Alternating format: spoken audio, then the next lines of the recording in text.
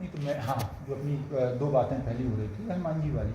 तो एक तो हनुमान जी यानी बल का प्रतीक, शक्ति का प्रतीक। हमें बचपन से बताया गया, सिखाया गया, अपन ने शास्त्रों में पढ़ लिया। दूसरी इससे कि आगे की बात ये है कि अब चूँकि अपन हनुमान जी के उपासक हैं, शक्ति के उपासक हैं, तो शक्ति के कुछ प्रोटोकॉल हैं, कुछ ज़रूरतें हैं, कुछ नियम कानून कायदा हैं, अखाड़े हैं, हथियारों की पूजा है।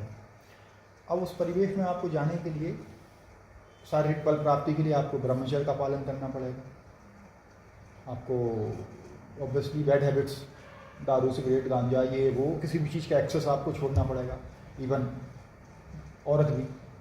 अब वो आपने छोड़ा तो वो एक दिमाग में सोच बनी कि वो उसको हमने जोड़ा पवित्रता से, शक्ति प्राप्त कर रहे हैं हम हनुमान जी के माध्यम से, उसमें इन चीज़ों को हमें दूर रखना है।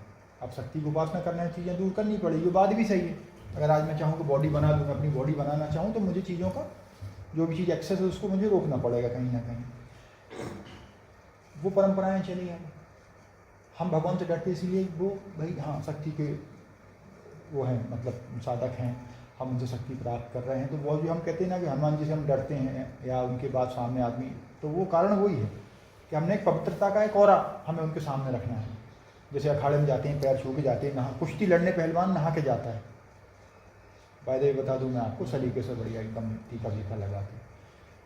तो हनुमान जी की उपासना में बाय डिफ़ॉल्ट ही हम कुछ प्रोटोकॉल फॉलो करने रहते हैं। महिलाएं नहीं जाती, मासिक धर्म के समय महिलाएं नहीं जाती। उसका कारण ये कि ब्रह्मचारी हैं, ब्रह्मचर्य है इनके साथ। ब्रह्मचारी हैं, शक्तिशाली, इसलिए इनने सीता जी की रक्षा करी और कोई नहीं गया। भाई सीता जी की रक्षा की भगवान राम ही गए। उसके पीछे बस ये कारण था कि ये ब्रह्मचारी है, ब्रह्मचारी है यानी शक्तिशाली होंगे, इनमें कोई व्यसन नहीं है यानी शक्तिशाली होंगे। उसके लॉजिक, इमोशनल, धार्मिक कुछ भी हम कह रहे हैं वो तो है ही है, प्रैक्टिकली बहुत सारे रीजन कि ये आदमी कुसंगति में नहीं है तो ये कहीं रुकेगा नहीं रास्ते में। हो सकता है कहीं देख ले कि यार मदिरा हो रही तो पी लूँ, या कहीं अच्छा खाना है तो खा लूँ। हो सकता है कहीं सुंदरियाँ दौड़ती मिल जाएँ, घूमती, तुमने कहा थोड़ी देर यहाँ नैन सुख ले लूँ। तो हनुमान जी के साथ वो फैक्टर नहीं था। तो वो जो चीज़ें रही उनके साथ, जो हमने जो किंवदंतियाँ कह लें या रामायण में उल्लेख कह लें, तो वो अपने अंतःकरण में अपने स्थल पे आ गए कि नहीं भाई इस दिन जाना है, इस दिन ऐसा करना है। दिन हमने उनके चुन लिए, मंगलवार या शनिवार जो भी दिन है, उसकी कैसे किसने डिफाइन किया कि 2 ही दिन क्यों हो, ये हमें नहीं पता। ये मुझे कुछ भी नहीं पता, ना किसी ने मुझे बताया कि मंगलवार या शनिवार क्यों है अभी तक।